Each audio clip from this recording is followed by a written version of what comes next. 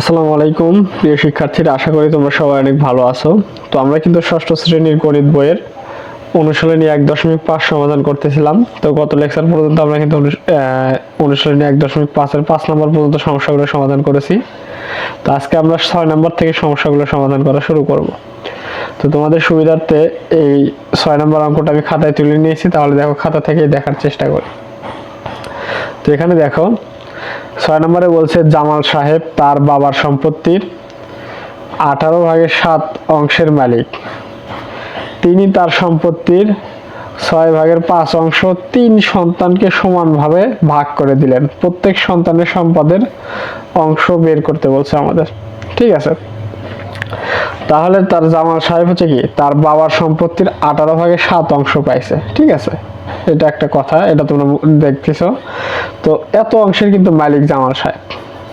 তো এখন তিনি তার সম্পত্তির, এই যে জামাল সাহেব যতটুকু সম্পত্তির মালিক, এই 18/7 অংশের মালিক, এই 18/7 অংশ থেকে তিনি তার সন্তানকে, মানে 3 সন্তানকে দিয়েছে তার সম্পত্তির এই 18/7 অংশের হচ্ছে কি এই 6/5 অংশ দিয়েছে তার সন্তানদেরকে দিয়ে দিয়েছে।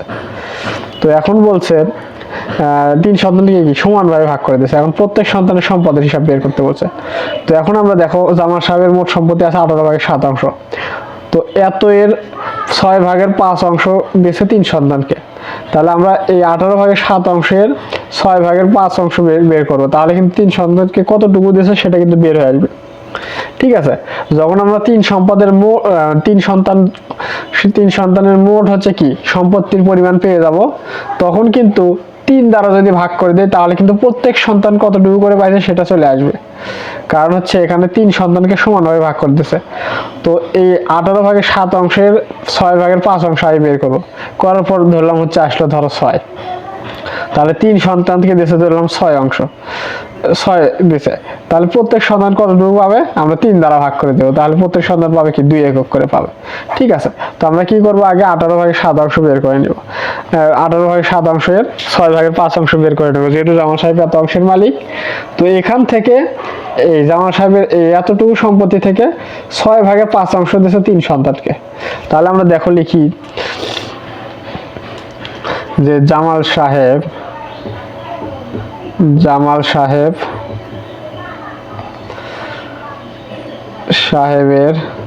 3 সন্তান একত্রে সম্পূর্ণ সম্পত্তির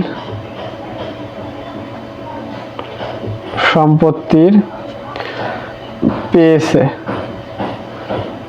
কতটুকু, এই যে 18/7 অংশের 6/5 ভাগ। ঠিক আছে, তাহলে আমরা লিখি যে হচ্ছে কি 18/7 অংশের এর 6/5 অংশ, 6/5 অংশ।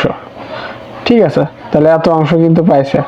তো এখন দেখতে পাচ্ছি এটা কিন্তু আমরা কাটাকাটি করতে পারতেছি না, উপরে নিচে কোনোটা দ্বারা কাটাকাটি করতে পারছি না। তাহলে আমরা গুণ করে দেবো। 5 সাথে কত 35, তাহলে 35 নিচে হচ্ছে 17 গুণ 6। এর অর্থ কি গুণের কিন্তু মতোই একদম সেম হচ্ছে এর। তাহলে 6 সাথে 42 এর 2 হাতে থাকবে 4, 6 আর 4 10। ঠিক আছে,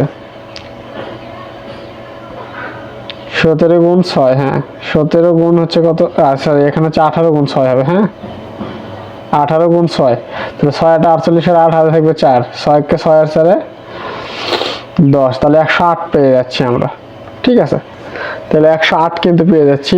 108 ভাগের হচ্ছে কত 35 অংশ। এটা কে পাইলো, এটা কিন্তু পাইলো হচ্ছে জামাল সাহেবের হচ্ছে কি 3 সন্তান কিন্তু পাইলো। এই যে 108 ভাগের 35 অংশ কিন্তু 3 সন্তান মিলে পাইলো। তো এখানে কিন্তু আমরা আমাদের 3 সন্তানের হচ্ছে সম্পত্তি বের করতে পারি না, আমাদের বের করতে বলছে প্রত্যেক সন্তান। তাহলে 3 সন্তান যদি এতটুকু পায় তাহলে প্রত্যেক সন্তান কতটুকু পাচ্ছে সেটা দ্বারা আমরা কিভাবে বের করব, 3 দ্বারা ভাগ করে দিলেই কিন্তু পেয়ে যাব। তাহলে দেখো অতএব প্রত্যেক সন্তানের সম্পত্তির পরিমাণ,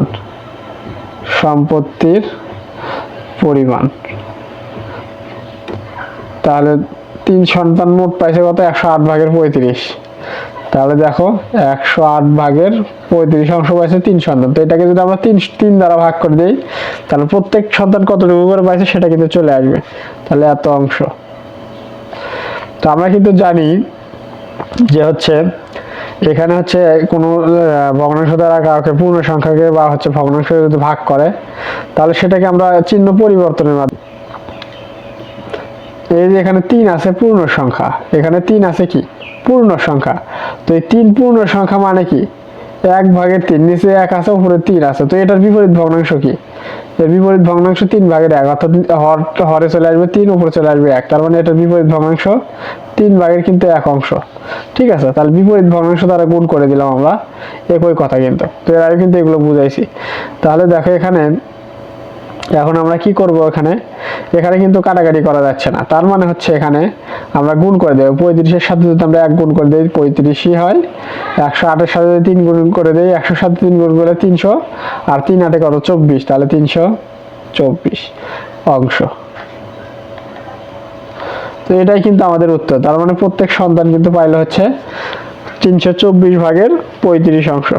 ঠিক আছে, তাহলে দেখো অঙ্কটা আমরা কিভাবে করলাম তোমাদেরকে যদি একটু বোঝানোর চেষ্টা করি। সেটা হচ্ছে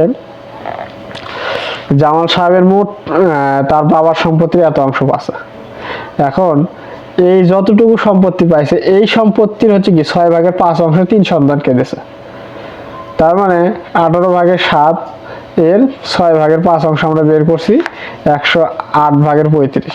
তো এটা কে পাইছে, এটা কিন্তু 3 সন্তান মিলে পাইছে। এখন প্রত্যেক সন্তান কতটুকু পাইছে, এই যে 3 সন্তান যতটুকু পাইছে সেটাকে 3 দ্বারা ভাগ দিছি আমরা, এই ভাগ করে ক্যালকুলেশন করে কিন্তু আসছে হচ্ছে কি 324/35। এটাই কিন্তু আমাদের হচ্ছে উত্তর। তো আশা করি তোমরা হচ্ছে কি বুঝতে পারছো। তো চলো এখন আমরা পরবর্তী সমস্যাতে চলে যাই। এরপর দেখো আমরা হচ্ছে 7 নম্বর সমস্যাতে চলে আসলাম। তো এখানে কি বলছে, দুইটি ভগ্নাংশের গুণফল 48 সমস্ত 8/1। তাহলে দুইটি সংখ্যার গুণফল কত বলছে, 48 সমস্ত 8/1। একটি ভগ্নাংশ 1 সমস্ত 32/13 হলে অপর ভগ্নাংশটি নির্ণয় করো। তাহলে দেখো দুইটি ভগ্নাংশের গুণফল বলছে, এটা একটি ভগ্নাংশ দেওয়া আছে, তাহলে অপর ভগ্নাংশ নির্ণয় করতে বলছে। তাহলে এটাকে এটা দ্বারা ভাগ দিলে কিন্তু আমাদের অ্যান্সারটা চলে আসবে। কিভাবে দেখো, তোমাদের যদি বেসিক বিষয়টা আমি ক্লিয়ার করার চেষ্টা করি। ধরো আমি তোমাকে বললাম যে দুইটি ভগ্নাংশের হচ্ছে কি গুণফল, আমি ধরলাম যে 10 গুণ 5 সমান হচ্ছে কত 50। তো এটা ধরো দেওয়া নাই, আমরা কিন্তু আগে দেখলাম যে 10 গুণ 5 করে আমরা পেলাম 50। তো আমি তোমাকে বললাম যে দুইটি ভগ্নাংশের গুণফল হচ্ছে 50। তাহলে একটি ভগ্নাংশ যদি 10 হয় তাহলে অপর ভগ্নাংশ কত, একটি ভগ্নাংশ যদি 10 হয় অপর ভগ্নাংশ কত। তাহলে দেখো এই 50 দেওয়া আছে গুণফল দুইটি ভগ্নাংশ, তাহলে একটি ভগ্নাংশ দেওয়া আছে 10, তাহলে অপরটা কত আমাদের বের করতে হচ্ছে। তাহলে দুইটি ভগ্নাংশের গুণফল যেহেতু 50, একটি ভগ্নাংশ দেওয়া আছে হচ্ছে কত 10, কিংবা হচ্ছে একটি সংখ্যা দেওয়া আছে, আমি ভগ্নাংশ না বলি এখানে সংখ্যা বলি। হ্যাঁ, তাহলে দেখো দুইটি সংখ্যার গুণফল দেওয়া আছে হচ্ছে কি 50। তো এখানে একটি সংখ্যা দেওয়া আছে 10, তাহলে দেখো অপর সংখ্যাটি বের করবো। তাহলে 50কে যদি আমরা 10 দ্বারা ভাগ দেই তাহলে দেখো এখানে কিন্তু আমরা 5 পাচ্ছি। তাহলে অপর সংখ্যাটি কিন্তু 5। আমরা কিন্তু আগে গুণ করে দেখছিলাম যে 10 গুণ 5 গুণ করে করছি 50। তাহলে দুইটি সংখ্যার গুণফল 50, তাহলে একটি সংখ্যা দেওয়া আছে 10, তাহলে অপর সংখ্যা কত, তাহলে 50 দেওয়া আছে দুইটি সংখ্যার গুণফল, একটি সংখ্যা যেহেতু দেওয়া আছে 10, এই 10 দ্বারা ভাগ করে দিলে কিন্তু অপর সংখ্যা পেয়ে যাবো। তো এখানেও কিন্তু সেম ঘটনাই করছে, জাস্ট একটু হচ্ছে কি ভগ্নাংশ দিয়ে দিয়েছে, ঘাবড়ানোর কারণ নেই। তো দেখো আমরা যদি লিখি যে দুটি সংখ্যার গুণফল, তাহলে দুটি সংখ্যার গুণফল কত, এই যে 48 সমস্ত 8/1। তাহলে এটা আমরা হচ্ছে কি মিশ্র ভগ্নাংশ অথবা প্রকৃত ভগ্নাংশ নিয়ে নিই। তাহলে দেখো 8-এর সাথে যদি আমরা 48 গুণ করি তাহলে কত হবে, 384 হবে। তোমরা গুণ করে দেখবে 384 সাথে 1 যোগ করলে কত হবে 385। তাহলে দেখো এখানে নিচে থাকবে কত 8, তাহলে এত। এবং একটি ভগ্নাংশ দেওয়া আছে কত, আমরা যদি লিখি এবং একটি ভগ্নাংশ, তাহলে একটি ভগ্নাংশ কত 1 সমস্ত 32/13। তাহলে এটাকে যদি আমরা হচ্ছে কি অপ্রকৃত ভগ্নাংশে নিয়ে আসি তাহলে কি হয়, 32 একে 32, 32 এর সাথে 1 গুণ করলে 32, এর সাথে যদি 13 যোগ করি তাহলে হয়ে যাবে কত 32 আর হচ্ছে 13 45। 45 নিচে হচ্ছে কত 32। তাহলে আমরা কিন্তু অপূর্ণিত ভগ্নাংশ দুইটাকে নিয়ে আসলাম। এখন আমরা আমাদের বের করতে বলছে কি অপর ভগ্নাংশটি নির্ণয় করো। তাহলে অতএব অপর ভগ্নাংশ, তাহলে অপর ভগ্নাংশ সমান কি করব, দুটি ভগ্নাংশের গুণফল ভাগ একটি ভগ্নাংশ। এখানে যেমন তোমাদেরকে বুঝাইলাম আমি। তাহলে দুটি ভগ্নাংশের গুণফল, দুটি ভগ্নাংশের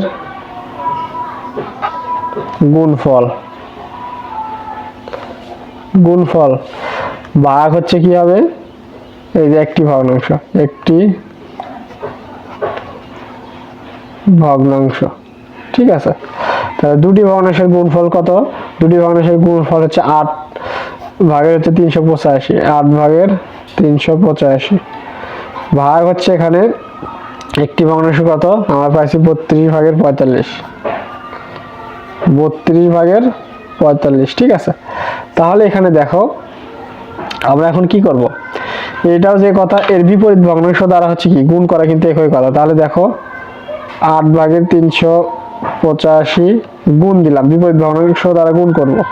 এই ভাগ আছে কত 32 বাই 45, তাহলে লবকে হরে এবং হরকে লবে পরিণত করব। তাহলে কিন্তু আমাদের বিপরীত ভগ্নাংশটা চলে আসবে। তার মানে এই লব আছে 45, এটা হচ্ছে কি হরে আনবো, নিচে উপরে ছিল নিচে আনলাম, এই হর ছিল হচ্ছে 32, এটাকে লবে আনলাম, তাহলে বিপরীত ভগ্নাংশ কিন্তু হয়ে গেল। তাহলে দেখো আমরা বিপরীত ভগ্নাংশ দ্বারা গুণ করলাম। তাহলে এখন কি করব, এখন আমরা কিন্তু কাটাকাটি করতে পারি। কিভাবে, আমরা জানি 4 8 32, তাহলে 8 দ্বারা 32 কে কাটলে হয় 4, এখানে 5 আছে শেষে, এখানে 5 আছে, তার মানে কি আমরা কিন্তু হচ্ছে 5 দ্বারা কিন্তু উভয়কে কাটতে পারি। তাহলে 5 দ্বারা উভয়কে কাটলে কি হয় 5 নং 45, তাহলে 9 পাচ্ছে। এবং 385 কে যদি 5 দ্বারা কাটি তাহলে 100 কে যদি 5 দ্বারা কাটি তাহলে 20, তো 3 বিষম কত হচ্ছে এখানে 60 এবং হচ্ছে কি এখানে 85, তাহলে কত হবে 85 5 এখানে কি 17, তাহলে হচ্ছে দেখো এখানে 77 কিন্তু হবে 5 দ্বারা কাটলে, ঠিক আছে। তাহলে দেখো তোমরা কিন্তু কাটাকাটিটা দেখে নিও, উভয়কে কিন্তু 5 দ্বারা কাটছি। তো এরপর দেখো কত পাইলাম আমরা এখানে কিন্তু পাইলাম 77 গুণ 4, তাহলে 77 গুণ 4, 4 সাথে 28, ঠিক আছে। 8 হাতে থাকবে 2, 4 সাথে 28 আর 2 30, 308 নিচে হচ্ছে কত, এখানে আমরা পাচ্ছি 9।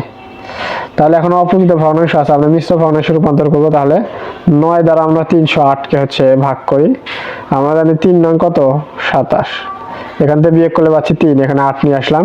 তাহলে আমরা জানি 4 নং কত হয় 4 নং 36, এখানে ভাগ শেষ থাকলে কত 2, তার মানে হলো এখানে হচ্ছে কি 34 সমস্ত, এই যে হচ্ছে কি 9 ভাগের 2। তাহলে আমরা পাইলাম কত 34 সমস্ত 9 ভাগের কিন্তু 2 পাইলাম, কারণ হচ্ছে এই ভাগফলটা যাবে হচ্ছে কি পূর্ণ সংখ্যায়, ভাগশেষটা আসবে লবে এবং ভাজক যাবে হচ্ছে কি হরে। তাহলে দেখো এটা কিন্তু আমাদের হচ্ছে কি উত্তর। তো আশা করি তোমরা কি বুঝতে পারছো। তো আজকে হচ্ছে আমরা 6 এবং 7 নম্বর সমস্যাটা সমাধান করলাম 1.5-এর। আগামী লেকচারে আমরা হচ্ছে কি 8 নম্বর থেকে সমস্যাটা সমাধান করা শুরু করবো ইনশাআল্লাহ। তো আশা করি তোমরা ক্লাসটি বুঝতে পেরেছো। যদি কোথাও বুঝতে অসুবিধা হয় আমাকে জানাবা, আমি আমারও বোঝাবো ইনশাআল্লাহ। সবাই ভালো থাকবা, সুস্থ থাকবা। আজকের মতো ক্লাসটি এখানে শেষ করছি। আসসালামু আলাইকুম ওয়া রাহমাতুল্লাহ।